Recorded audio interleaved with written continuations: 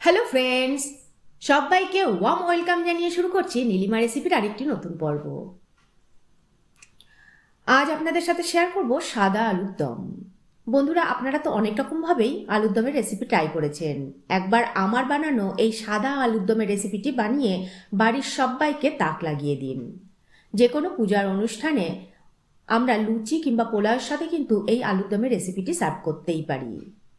নতুন বন্ধুরা যারা আমার চ্যানেলটিকে ভিজিট করছেন তাদের অনুরোধ করব চ্যানেলটিকে সাবস্ক্রাইব করে পাশে থাকতে, আর পাশে থাকা বেল আইকনটা অবশ্যই প্রেস করে দেবেন। তাহলে যখনই নতুন কোনো রেসিপি শেয়ার করব নোটিফিকেশন সবার আগে আপনার কাছে পৌঁছে যাবে। তাহলে চলুন সাদা আলুর দম বানাতে কি কি উপকরণ নিয়েছি দেখে নেব সেটা প্রথমে। এখানে আমি ছোট সাইজের আলু প্রেসার কুকারে সিটি মেরে ঠান্ডা করে খোসা ছাড়িয়ে রেখে দিয়েছি। মাপটা ঠিক বলতে পারছি না এই মুহূর্তে, তবে প্রায় 17 থেকে 18টা আলু নিয়েছি। আর এখানে ফ্রেশ ক্রিম নিয়েছি, হাফ বাটি টক দই নিয়েছি। এখানে 15টা কাজু, 1 টেবিল চামচ পোস্ত, 1 টেবিল চামচ চারমগজ নিয়েছি। ফোড়নের জন্য নিয়েছি 4-5টা লবঙ্গ, 2টো দারচিনি স্টিক ও 4টে এলাচ, মুখগুলো ফাটিয়ে রেখেছি। আর হিং লাগবে সামান্য। 7 থেকে 8টা কাঁচা লঙ্কা বেটে নিয়েছি, খুব স্মুথ করে কিন্তু বাটা নয়। 1 টেবিল চামচ আদা বাটা নিয়েছি। স্বাদ অনুযায়ী নুন তো লাগবেই। আর গুঁড়ো মশলার মধ্যে 1 চামচ জিরে গুঁড়ো, 1 চামচ ধনে গুঁড়ো নিয়েছি।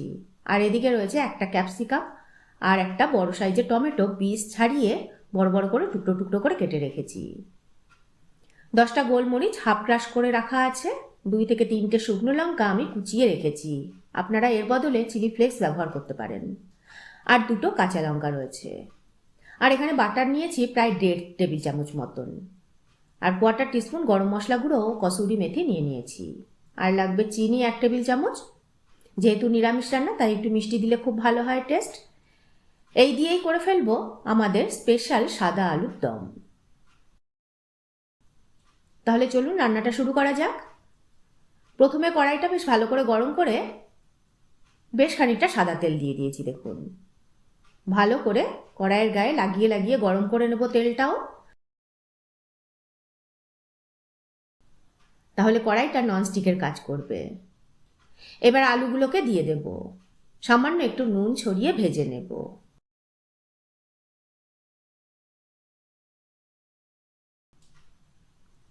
আলুগুলো ভাজা হতে থাকুক, আমরা ততক্ষণে মিক্সির জারে কাজু, পোস্ত আর চারমগজগুলো শুকনো অবস্থায় দিয়ে ঘুরিয়ে নেব।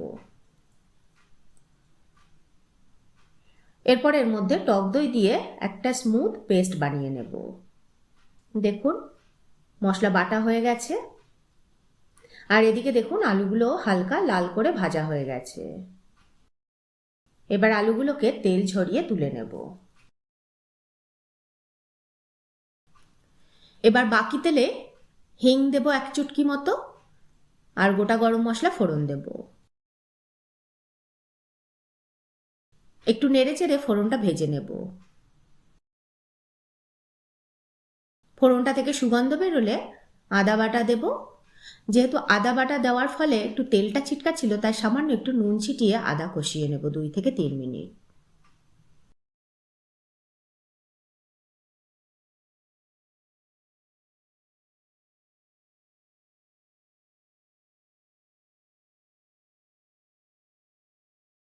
এবার এর মধ্যে কাজু, পোস্ত, চারমগজের পেস্টটা দিয়ে দেব।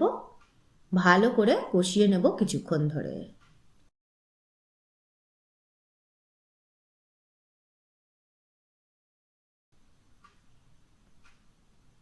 এই মশলাটা একটু কষানো হয়ে গেলে এবার এর মধ্যে জিরে গুঁড়ো আর ধনে গুঁড়োটা দেব। কাঁচা লঙ্কা বাটাটা দেব। আর নুন দেব স্বাদ অনুযায়ী। আর চিনিটাও দিয়ে দেবো এই পর্যায়ে। ভালো করে সমস্ত কিছু নেড়ে চেড়ে মিশিয়ে কষিয়ে নেব।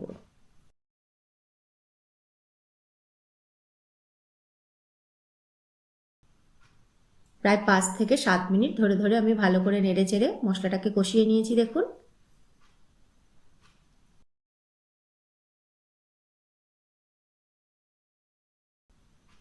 এবার দেখুন তেলটা ভেসে উঠেছে। এই পর্যায়ে আমি মিক্সির বাটি ধোয়া জলটা গরম করে রেখেছিলাম, সেই জলটাই দিয়ে দেব। ভালো করে ফুটে ওঠা পর্যন্ত অপেক্ষা করব। দেখুন বন্ধুরা, ঝোলটা ফুটে উঠেছে।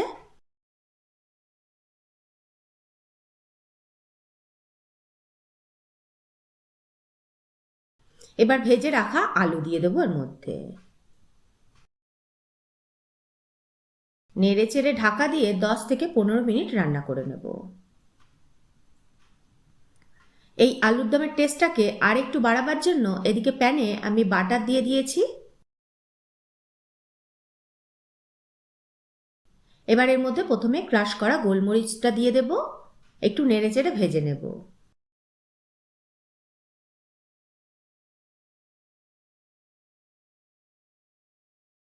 তারপর বাকি উপকরণ মানে চিলি ফ্লেক্স, কাঁচা লঙ্কা, ক্যাপসিকাম ও টমেটো দিয়ে 2-1 মিনিট সটে করে নেব।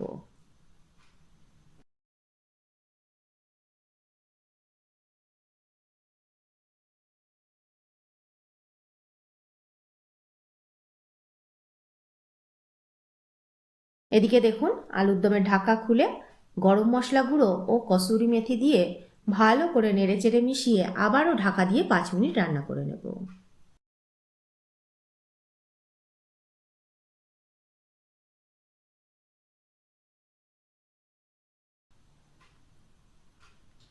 পাঁচ মিনিট পরে ঢাকা খুলে যে ক্যাপসিকাম ও টমেটো সটে করে নিয়েছিলাম সেটাই দিয়ে দেব।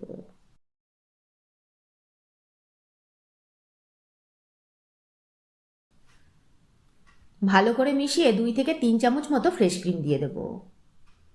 তাহলে গ্রেভিতে বেশ একটা সিল্কিনেস বা একটা রিচনেস আসবে। ভালো করে মিশিয়ে ঢাকা দিয়ে 5 মিনিট রান্না করে নেব।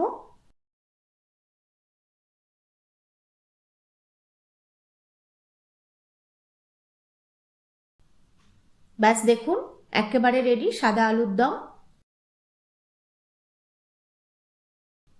এবার সার্ভ করে দেব। লুচি পরোটার সাথে যেমন ভালো লাগবে, পোলাও ফ্রাইড রাইসের সাথেও কিন্তু দারুণ লাগবে এই সাদা আলুর দম। তাহলে বন্ধুরা কেমন লাগলো আমার এই সাদা আলুর দমের রেসিপিটি কমেন্ট করে জানাবেন। ভালো লাগলে একটা লাইক করে দেবেন। আপনাদের একটা লাইক আর কমেন্টে আমাকে উৎসাহিত করবে পরবর্তী ভিডিও বানাতে। আজ তাহলে এই পর্যন্তই। আবারও হাজির হয়ে যাব নতুন কোনো রেসিপি নিয়ে নতুন কোনো পর্বে। ভালো থাকবেন, সুস্থ থাকবেন সবাই। অবশ্যই লাইক, কমেন্ট, শেয়ার করতে ভুলবেন না। নমস্কার।